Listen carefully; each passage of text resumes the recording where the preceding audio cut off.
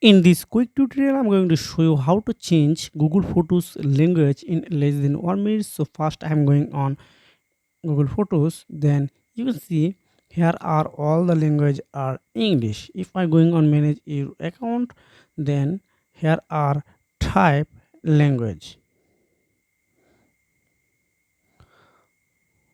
Then click on language. Then if you change it another language like Hindi, but all the setting are not changes because you need to change some things on your mobile setting language. You must really change this one. So I type here language, then I can click on general management language.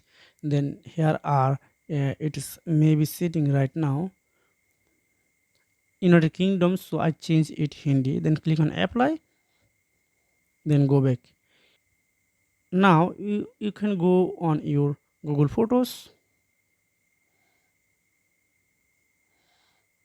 then refresh your mobile phone. Then you can see all the settings are changed. It's Hindi. It's super easy. So if you found this video helpful, make sure like and subscribe this channel. So you can take care. Goodbye.